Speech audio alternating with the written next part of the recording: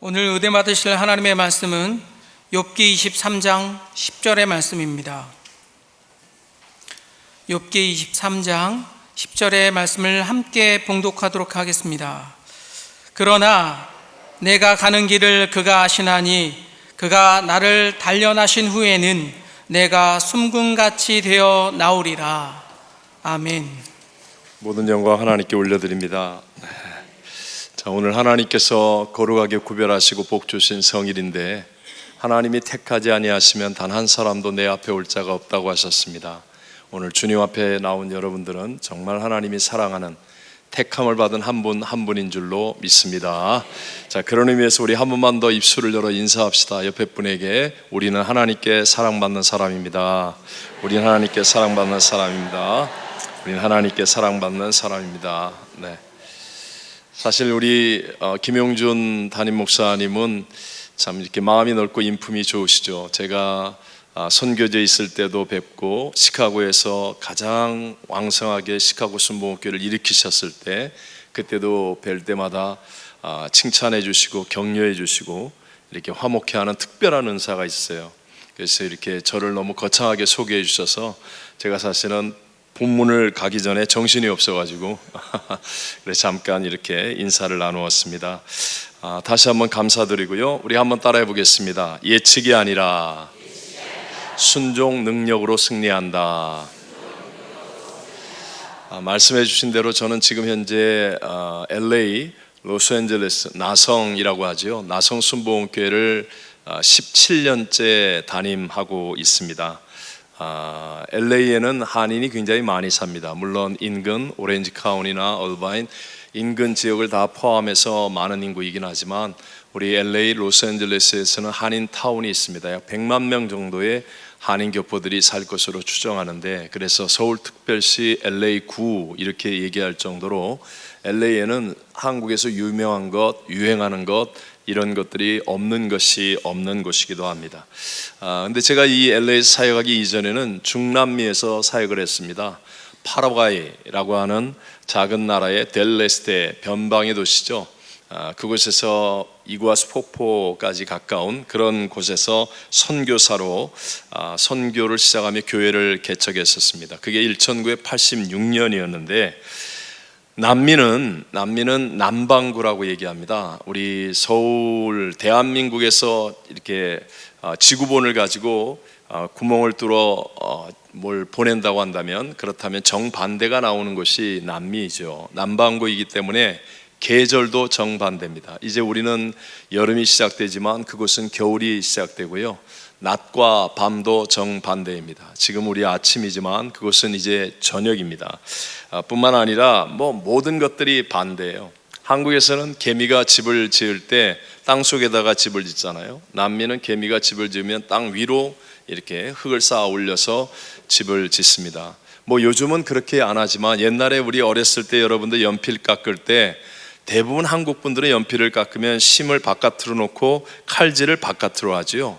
근데 남미 학생들을 보면 이렇게 심을 자기 쪽으로 놓고 칼질을 안쪽으로 합니다. 비질을 할 때에도 한국 분들은 안에서 바깥으로 쓰레기를 이렇게 몰고 가는 편인데, 그런데 남미 사람들은 다 밖에서 안으로 쓰레기를 몰고 옵니다. 또 돈을 셀 때도 한국 사람들은 요즘은 기계로 세겠지만 옛날에는 돈을 딱 잡으면 다 자기 쪽으로 내 거다 내 거다 내 거다 내 거다 그러면서 이렇게 돈을 시지 않습니까? 근데 남미 사람들은 이렇게 돈을 딱 책상에 놓고 바깥쪽으로 네 거다 네 거다 네 거다 네 거다 이러면서 이렇게 돈을 셉니다.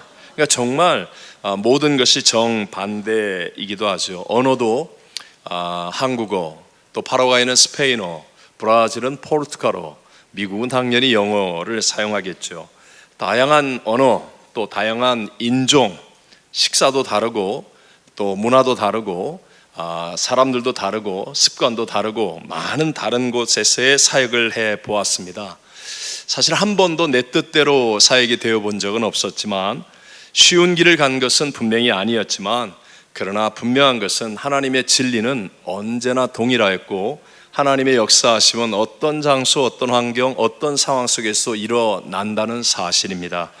여러분 믿으시기 바랍니다. 저도 처음에 이제 선교사로 청운의 꿈을 꿈고 갈 때 비행기를 타고 가면서 정말 하나님이 저를 부르셨으니까 제 이름을 3번이나 부르셨고 가라고 말씀하셨고 하나님이 날 부르셨으니까 이제 도착하면 막 역사가 일어날 줄로 알았습니다. 근데 도착했더니 아무 역사가 안 일어나는 거예요. 거의 3년 동안을 매일 울었습니다. 매일 울었습니다. 제 별명이 저러다 창자가 터져서 죽지였어요. 얼마나 기가 막히고 속이 답답하고 얼마나 힘이 든지 정말 밤마다 소리를 지르면서 기도하지 않으면 견뎌낼 수가 없었던 그런 시절도 있었습니다. 그런데 그 3년 동안 매일 울면서 지냈지만 깨달은 것이 무엇이냐? 역시 하나님의 말씀은 우리를 살리는 것이고 하나님의 말씀이 선포되는 곳에는 어떤 상황과 어떤 환경과 어떤 문제와 어떤 대적이 있어도 하나님의 역사는 일어난다는 것이었습니다. 사실 오늘 본문의 말씀은 그때 참 많이 울면서 기도할 때 하나님이 제게 주셨던 말씀이기도 합니다. 이 말씀이 저에게 정말 마음속에 심겨졌을 때 이 말씀의 능력으로 저를 회복시켜 주셨고 또 승리할 수 있게 만들어 주셨습니다. 우리 다 알죠? 오늘 본문의 이 23장 10절의 고백은 욥의 고백입니다. 욥은 믿지 않는 사람들도 다 잘 알 만큼 고난의 아이콘이라고 말할 수 있습니다. 성경에서 고난을 가장 많이 당한 사람으로 유명하지요. 한순간에 사업이 망해서 정말 재산을 다 잃어버렸습니다. 그 귀한 10명의 자녀를 한순간에 다 잃어버렸습니다. 건강도 잃고 온몸이 질병으로 만신창이가 되었습니다. 또 아내와 친구들로부터 존경과 신뢰도 잃어버리고 질책과 멸시를 받는 사람이 되었다는 거예요. 쉽게 말하면 사람이 당할 수 있는 고난이란 고난은 다 당해보았고 사람이 잃어버릴 수 있는 것이라는 것은 다 잃어버렸던 사람이 바로 욥이었습니다. 그러나 중요한 것은 이것입니다. 욥은 그러한 고난을 통하여 침몰하는 사람이 된 것이 아니었다는 거예요. 욥은 그 고난 속에서 하나님을 만나고 역전승의 사람이 되었고 오히려 갑절의 복을 받는 사람이 되어진 줄로 믿습니다.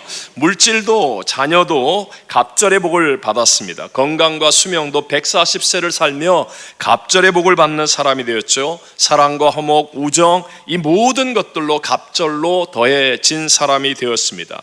무엇보다도 욥은 수천 년의 세월이 흐르는 동안에 전 세계 모든 사람들에게 고난을 이긴 아이콘처럼 정말 위대한 신앙의 인물로 우리 가슴속에 새겨지는 존귀한 승리자였다라고 말할 수 있습니다.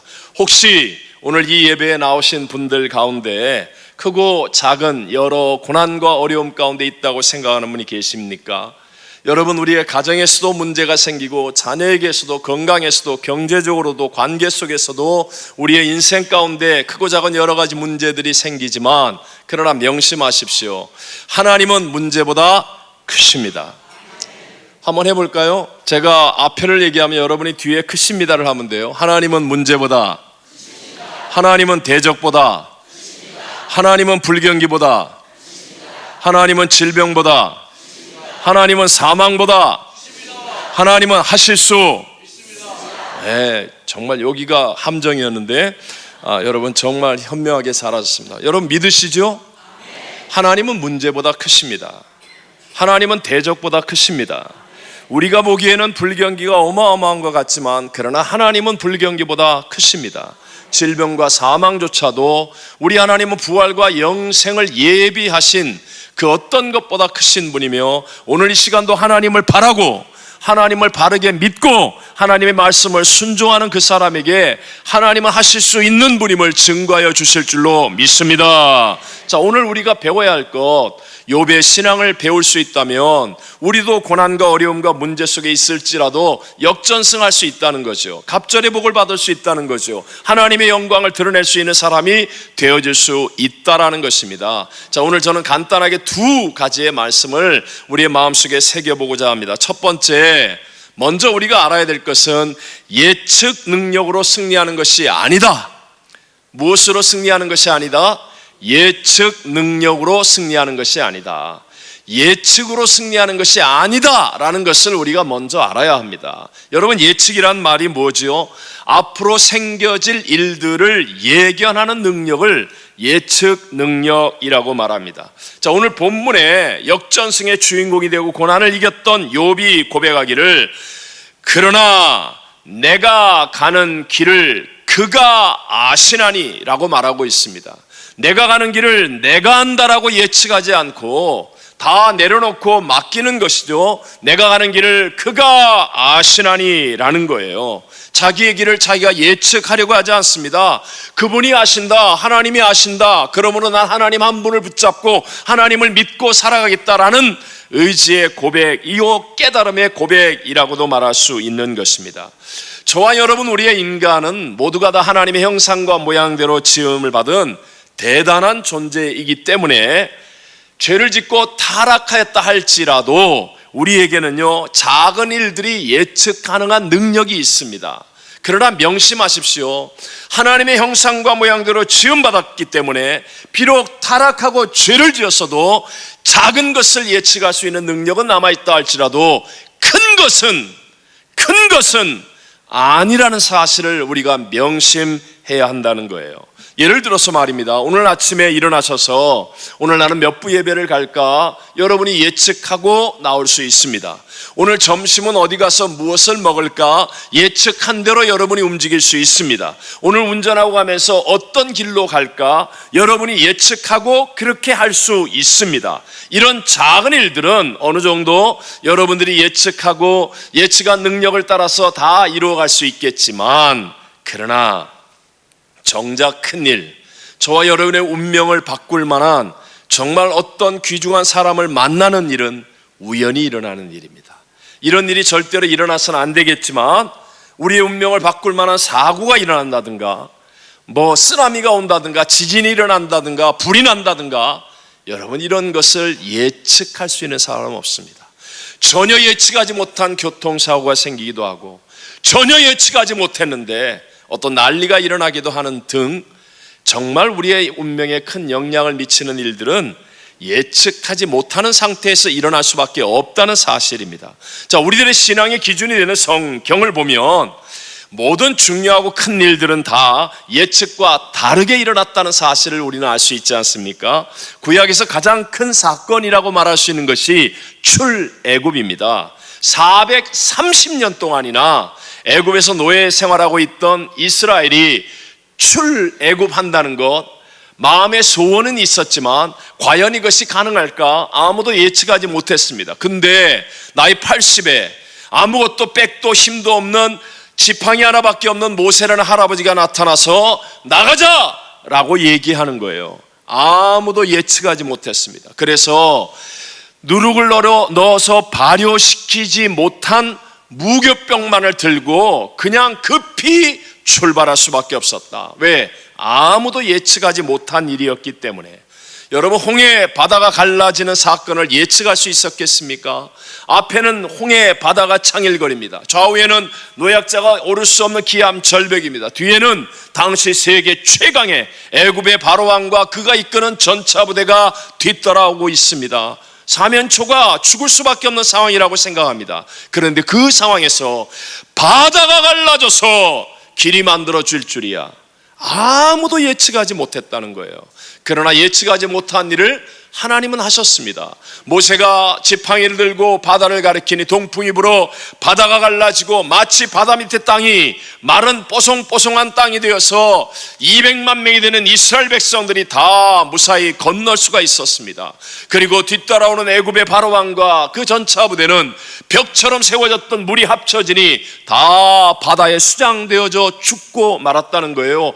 후환조차도 하나님이 남겨놓지 않고 다 처리해 주셨다는 것입니다. 이 일을 누가 예측할 수 있었겠습니까? 예수님께서 오셔서 12제자를 선택할 때 밤새도록 기도하시며 12제자를 부르시는데 그런 사람들이 예수님의 제자가 될 줄이야 누가 예측이나 할 수 있었겠습니까? 예수님의 십자가의 죽으심과 부활을 감히 누가 예측할 수 있었겠습니까? 교회를 그토록 핍박하던 회방자요 포행자요 핍박자였던 사울이 변화되어서 위대한 선교사요 목회자요 신학자 바울이 될 줄이야 누가 예측할 수 있었겠습니까? 자신도 예측하지 못했던 운명이었다는 것입니다. 그런데 여러분, 지금도 우리를 도둑질하고 죽이고 멸망시키려고 하는 원수 마귀는 에덴 동산에서 아담과 하와를 넘어뜨릴 때 했었던 것과 똑같이 네가 스스로 하나님처럼 예측해봐, 네가 예측하면 돼, 우리 교회 내일 이렇게 될 거라고 예측해, 이렇게 잘못될 거라고 예측해, 자꾸 내 예측 능력 안에다가 하나님을 가두려고 하는 겁니다. 내가 예측할 수 없는 일은 하나님도 할 수 없다고 말하게 합니다. 내가 생각하지 못하는 일은 하나님도 못한다라고 말하게 합니다. 자꾸 예측으로 하나님의 그 위대하고 놀라운 역사들을 가로막게 하는 것이에요. 내 스스로 하나님처럼 되려고 하는 것이죠. 여러분, 인생을 예측하며 살려고 하는 사람은 결국은 자기의 잔머리를 쓸 수밖에 없거든요. 이런 사람들은 자기 생각, 자기 계획, 자기 고집을 내세울 수밖에 없는 것 아닙니까? 또 주로 당위성을 가지고 얘기하게 되니까 결국은 세상의 풍조를 따르게 되고, 허구한 날 세상 뉴스 바라보고 신문 쪼가리 붙잡고 자기의 운명을 의지할 수밖에 없는 그런 연약한 사람이 된다는 거예요. 주식이든 뭐 유명한 요새 코인이든 아니면 뭐 부동산이든 우리의 내일의 운명이든, 여러분, 이것이 예측을 많이 한다고 과연 맞을 수 있겠습니까? 어쩌다 맞는 경우는 있겠지만, 그러나 그 어쩌다 맞는 것 때문에 우리 인생 송두리째 낭비하고 빼앗기고 원수마귀에게 도적질을 당하고 있다는 사실 또한 깨달아 알아야 한다는 거예요. 안 맞는 것을 맞게 하려고 하니까 더 힘이 든 겁니다. 매일 밤마다 잠 못 이루는 밤이고, 예측대로 안 되면 충격을 받거나 화를 내거나 실망하거나 절망할 수밖에 없는 것이 이 연약한 인생의 결론이라는 것이죠. 자, 그럼 우리가 어떻게 하면 진정한 승리의 삶을 살아갈 수 있겠습니까? 욥은 어떻게 위대한 역전승을 거둘 수 있었습니까? 두 번째로, 고난을 이기고 역전승을 이루는 신앙이 되려면 예측이 아니라 순종, 능력으로 살아야 한다는 것입니다. 다시 한번, 예측이 아니라 무슨 능력? 순종, 능력으로 살아야 한다. 한 번 더 해볼까요? 무엇이 아니라? 예측이 아니라 무엇으로? 순종, 능력으로 살아야 한다는 것입니다. 여러분, 고난을 이기고 갑절에 복을 받은 욥의 고백을 마음에 새기게 되시기를 바랍니다. 그러나 내가 가는 길을 그가 아시나니. 내가 예측하는 게 아니에요. 하나님이 아신다라고 맡기는 거예요. 그가 나를 단련하신 후에는 내가 순금같이 나오리라 라는 믿음을 가지고 사는 겁니다. 우리 하나님이 나를 단련하실지라도 내가 튀지 않겠습니까? 포기하지 않겠습니다. 뒤돌아서지 않겠습니다. 나는 어떤 말씀을 하신다 할지라도 살든지 죽든지 흥하든지 망하든지 성하든지 쇠하든지 나는 주님 뜻대로 순종하여 살겠습니다. 그러면 하나님이 단련하여 순금처럼 저와 여러분을 존귀한 자로 역전승의 주인공이 되도록 인도하여 주실 줄로 믿습니다. 우리 인간은 첫사람 아담과 하와가 하나님이 먹는 날에는 반드시 죽으리라고 말씀하신 선악을 알게 하는 나무를 스스로 하나님처럼 되겠다는 교만한 마음으로 불순종하여 따 먹었잖아요. 자기가 하나님처럼 될 줄로 예측하였어요. 그래서 결국은 불순종하였는데 이것이 완전한 실패자가 되고 말았습니다. 영이 즉시로 죽고 그 이후에 가난, 저주, 질병, 죄와 사망이 가득하게 되었고, 아무리 몸부림쳐도 해결되지 않은 인생의 문제로 공허와 무의미와 절망, 낙심으로 우리의 인생은 절대 절망의 존재가 되어버리고 말았다는 거예요. 회복의 길은 오직 한 길입니다. 예수님의 십자가 이외에는 우리 인생의 문제를 해결할 수 있는 다른 길이 없다는 것을 믿게 되시기를 바랍니다. 예수님의 십자가가 우리에게 가르쳐주는 게 뭡니까? 아버지여, 나의 원대로 마시옵고 아버지의 원대로 되기를 원합니다. 순종의 능력이 역전승을 가져오는 것이라는 거죠. 로마서 5장 19절에 말합니다. 한 사람이 순종하지 아니함으로 많은 사람이 죄인 된 것과 같이 한 사람의 순종하심으로 많은 사람이 의인이 되리라고 성경은 말씀합니다.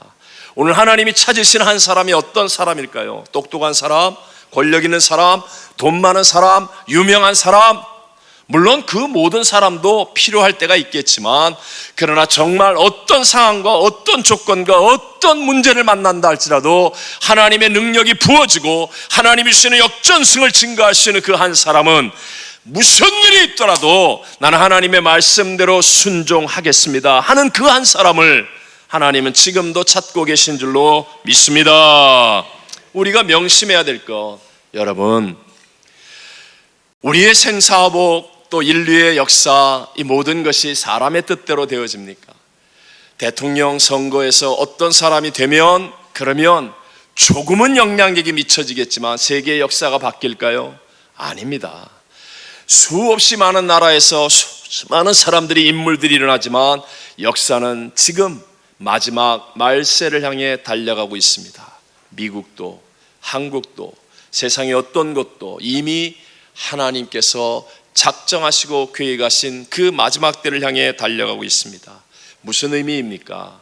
나의 생사복뿐만 아니라 인류의 역사를 주관하시는 하나님이 계시다는 것, 결국은 하나님의 뜻과 하나님의 손에 의해서 하나님의 그 크신 섭리와 계획을 따라 모든 일들이 이루어지고 있다는 사실을 믿게 되시기를 바랍니다. 우리 다 잘 아는 요나 선지자가 있죠. 하나님께서 요나 선지자에게 말씀이 임하게 했습니다. 말씀이 임하는 거예요. 자, 니느웨로 가서 복음을 전하여서 저 악한 성읍의 사람들을 구원토록 해라. 회개하면 내가 저 성을 심판하지 않고 구원하리라 라고 말씀하시는 겁니다. 그런데 요나는 뭐라고 예측합니까? 니느웨는 아수르 사람들, 이스라엘인 자기와는 원수지간의 사람인데, 아니 저 사람들이 망해야 우리가 잘 살고 하나님의 나라도 세워질 것 같아서 자기가 예측한 대로 니느웨로 가고자 하지 않습니다. 그래서 결국은 반대 방향인 다시스를 향해 가는 배를 탑니다. 명심하십시오. 사람이 자기 고집을 따라 일하면 처음에는 잘 됩니다. 왜요? 처음에는 내 생각, 내 방법, 내 계획대로 가고 있기 때문에. 그러나 조금만 지나면 그 다음엔 바람이 불지, 불경기가 다가올지, 어떤 사람이 배신할지, 내게는 어떤 일이 생길지 아무도 알 수 없는 거예요. 조금 지나서 문제가 다가오기 시작하면 저와 여러분의 능력은 그 모든 문제를 해결할 수 있는 능력이 없다는 것이에요. 내 뜻대로 내 고집대로 내가 소리 질러서 하면, 그러면 처음에는 내 뜻대로 되지만 그러나 시간이 지나서 어려움이 다가오고 문제가 다가오고 대적이 일어나면 우린 다 무너질 수밖에 없습니다. 요나 선지자가 자기 뜻대로 하니까 처음에는 보십시오. 니느웨 반대 방향으로 가는 다시스로 가는 배가 딱 나타나고 그 배를 타고 배 밑창에 내려가 잠자기까지 자기 뜻대로 되는 줄 알았습니다. 그런데 그 바다에 풍랑이 일어날 줄이야. 누가 알았겠습니까? 풍랑이 일어납니다.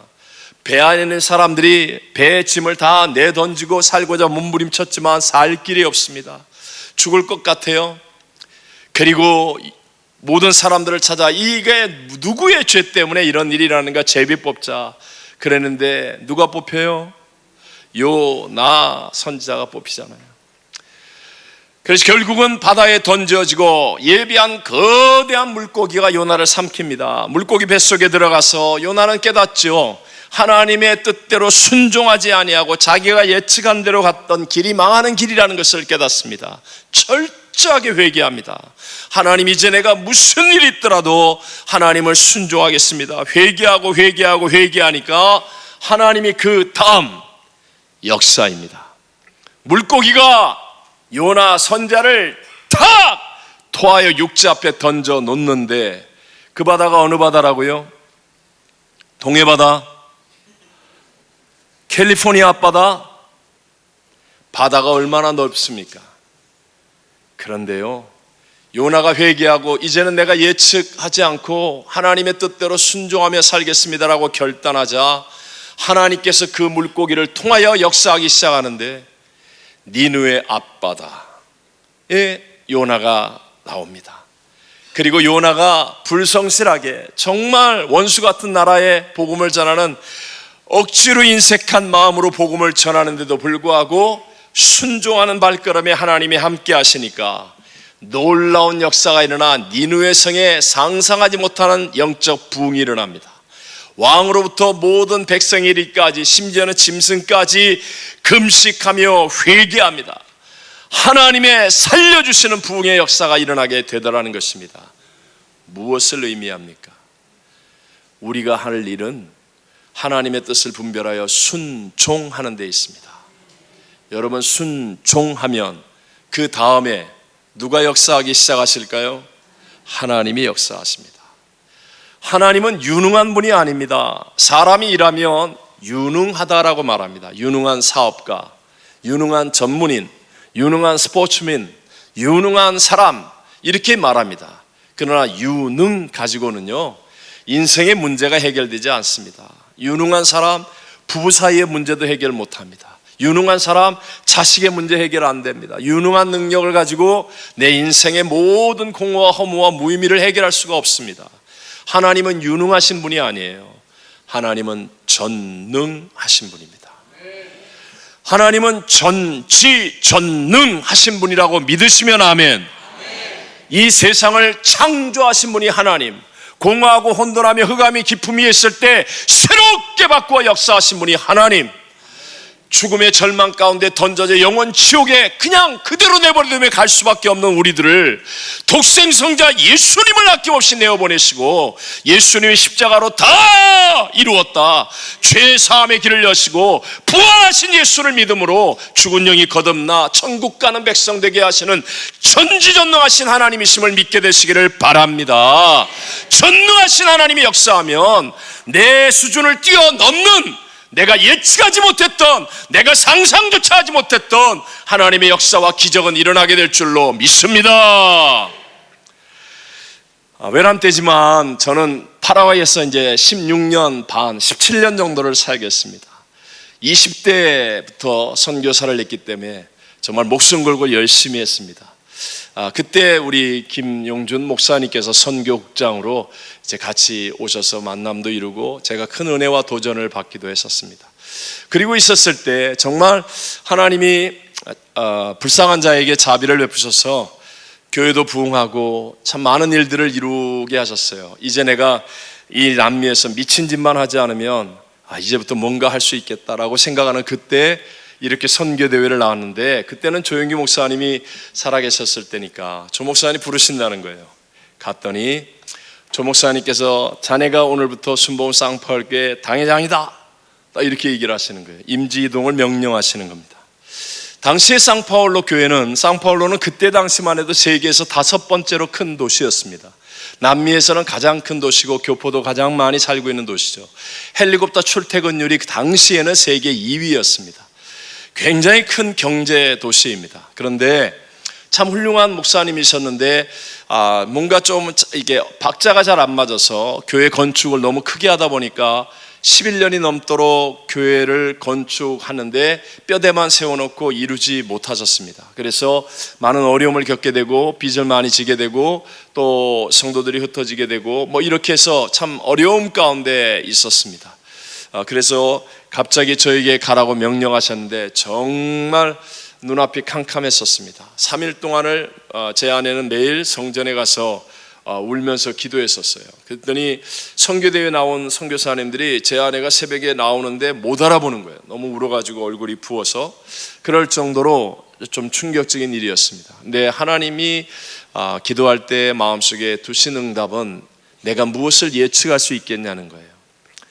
처음에 파라과이에서도 그랬듯이 아무것도 내가 예측할 수 있는, 내일 일을 예측할 수 있는 것은 없고 내게 주어진 것은 너 순종할래 말래 이것밖에 없었어요. 그래서 순종을 결단하고 이제 가는 거예요. 한 달 만에 이제 보따리를 싸서 저만 먼저 쌍파울을 갔습니다. 그리고 쌍파울에서 지냈습니다.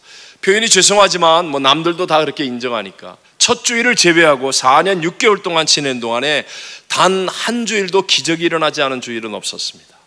정말 놀라운 하나님의 기적, 은혜, 역사가 일어났습니다. 2년 조금 넘는 시간에 교회 정리가 다 되었고 4년이 되었을 때는 미러클 처치라고 해서 쌍파울이 큰 도시라고 그랬잖아요. 쌍파울의 중앙역, 서울역이죠. 서울역 바로 옆에 있는 한인들이 가장 많이 사업을 하는 그곳에 지하철역 건너편 가장 넓은 도로에 가장 도로 옆에 좋은 땅에 오랫동안 빈 건물과 땅이 있었습니다. 그래서 쌍파울에서 가장 큰 쌍파울로 대학과 반데이란치 병원에서 종합병원에서 그 땅을 살려고 그렇게 노력했는데 자손들이 이렇게 많아서 의견 싸움이 있고 재판이 걸려 있고 그래서 땅을 팔 수가 없었습니다. 그런데 그 땅을 하나님께서 저희 교회에게 주셨어요. 그래서 정말 기적같이 그 땅을 샀고, 그리고 지금은 물론 제가 떠난 다음에 이제 헌당이 되었지만 그때 당시 건축을 위해서 다 바탕을 마련하고 이렇게 해서 했습니다. 제가 드리고 싶은 건 이거예요. 정말 많은 성도들이 떠났습니다. 할머니 몇 분 남았었습니다. 처음에 몇십 명의 성도들이었습니다. 그런데 제가 하나님 앞에 받은 음성은 순종할래 말래, 간단합니다. 순종할래 말래, 순종하겠습니다. 그래서 매 주일 무슨 일이 있더라도 하나님이 주시는 말씀을 전하겠습니다. 예배에 목숨을 걸겠습니다. 할 수 있는 건 아무것도 없습니다. 오직 하나님을 예배하는 일에 목숨을 걸고 하나님 주신 사명을 위해서 최선을 다하겠습니다. 그리고 순종하는 발걸음을 내딛었는데 그 순종에 함께했던 성도들이 복을 받기 시작하는 거예요. 여러분, 제가 상파울에 4년 6개월 있고 이제 미국으로 갑니다. 미국 갈 때도 안 가려고 몸부림을 쳤었습니다. 근데 이용훈 목사님께서 조용희 목사님 후임으로 갑자기 들어가시는 바람에 나성순복음교회는 선교지의 장자교회입니다. 그 교회가 비어 있을 수는 없었고 여러 가지 하여튼 이유가 있었는데 제가 갈 수밖에 없는 입장이 되어서 갑자기 떠나가게 되었어요. 그러면 성도들이 굉장히 충격을 받고 할 텐데, 자, 자랑 하나 하겠습니다. 상파울에서 떠나는 날 공항에 400명 성도들이 나와서 저희를 행가래 쳐주고 그렇게 해서 보내주었습니다. 하나님께만 영광 돌립니다. 저는 300명 나갔다 그러고 그 교인들은 아니라고 500명 우리 나갔었다고 그래서 중간에 절충을 해서 400명으로 이제 하기로 했습니다. 근데 공항에 400명은요, 상파울 공항이 굉장히 큰데 400명은 어마어마한 숫자입니다. 공항 안에 그냥 공항을 꽉 메워서 공항 경찰들이 다 출동해갖고 왜 도대체 무슨 일이냐, 뭐 한국 대통령 오냐 그랬더니 우리 성도들이 대통령보다 더 귀한 분이 간다 그러고 하여튼 뭐 위로를 많이 받았습니다. 제가 왜 그런지 아십니까? 정말로요, 순종을 결단하고 강대상에서 순종을 선포했습니다. 저는 외람되지만 하나님께 부름을 받을 때 어렸을 때 교회를 다니면서 저희 동네 교회에서 건축 때문에 싸움을 하는 것을 겪었습니다. 그래서 하나님, 난 정말 내가 주의 종이 되면 건축 안 하겠습니다. 영혼을 구원해야지 건축은 안 하겠습니다. 제가 그랬습니다. 근데 저는 지금까지 건축을 얼마나 많이 했는지 몰라요. 정말 건축 많이 했습니다. 근데 그 건축이 하나님 은혜 안에서 행하면 성도에게 복이 된다는 거예요. 어마어마한 역사를 이루는 거예요. 자, 제가 왜 상파울에서 그런 환대를 받으면서 떠나는지 아십니까? 그 몇 명 안 남은 성도들에게 정말 성전은 허물어져 가고 낙심과 절망 가운데 있을 때 우리 한 마음으로 기도하고 하나님 앞에 예배에 성공하고 하나님을 만나는 믿음, 주님과 동행하는 믿음이 되기 위해 최선을 다했는데 하나님께서 마음에 감동을 주시는 거예요. 각 성도들에게 하나님이 마음에 감동을 주시니까 하나님의 집이 이럴 수는 없다라는 마음으로 정말 작은 손길이지만 마음을 모으기 시작했습니다. 하나님을 순종하겠다는 분위기가 교회 안에 가득했습니다. 그러고 나니까 하나님이 기적을 베풀어 주시면서 그 4년 짧은 시간 동안 이민사회에서는 여러분 집을, 더군다나 상파울 같이 집세가 비싸고 부동산이 비싼 그 대도시에서 집을 사고 건물을 사는 건 결코 쉬운 일이 아닙니다. 이민자가 말입니다. 근데 당시에 교인들이 거의 대부분 다 집을 사고 가게를 사고, 이 말의 의미가 뭐죠? 하나님이 복을 주셨다 안 주셨다? 주셨다. 물론 보이는 복이 다가 아니에요. 그거는 정말 표현이 강대상에 죄송하지만 세 발의 피와 같은 거예요. 그건 아무것도 아니에요. 받은 은혜, 자손들이 믿음 안에 번듯하게 세워지고 가정이 회복되어지고 받은 은혜가 더 크다는 거예요. 그러나 어쨌든 하나님께서 하나님이 주시는 말씀을 순종하는 교회 안에 마치 요나가 순종하는 그 결단 하나 통해서 하나님께서 요나를 그냥 이 태평양 앞바다도 아니고 캘리포니아 앞바다도 아니고 동해바다 앞바다도 아니고 니느웨 앞바다에 보내시고 그 악한 성 니느웨를 다 뒤집어 버리는 역사를 일으키신 것처럼 하나님은 순종하는 믿음의 한 사람을 통하여 욥에게 주셨던 그 갑절의 축복 같은 역사를 일으켜 주시는 줄로 믿습니다. 오늘도 우리 하나님은 유능한 분이 아니에요. 하나님은 전능하십니다. 하나님은 죽은 자를 살리고 없는 것도 있는 것처럼 부르시는 살아 계신 하나님이신 줄로 믿습니다. 하나님 우리 중심을 알고 계세요. 정말 내가 하나님을 사랑하여 하나님을 순종하는 사람인가 아닌가 하나님 알고 계세요. 이 순종이 하나님 앞에 보여지면 한 번 더 해봅시다. 하나님은 문제보다, 아니 뒤에 거, 하나님은 문제보다 크십니다. 하나님은 대적보다, 하나님은 불경기보다, 하나님은 질병보다, 하나님은 사망보다, 하나님은 하실 수, 하나님은 하실 수, 하나님은 하실 수. 그런 하나님의 역사가 이 순봉 도봉교회에도 반드시 또 여러분 한 분 한 분의 가정과 삶과 사업과 우리의 다음 세대 자녀들에게도 반드시 일어나게 될 줄로 믿습니다. 기도하겠습니다.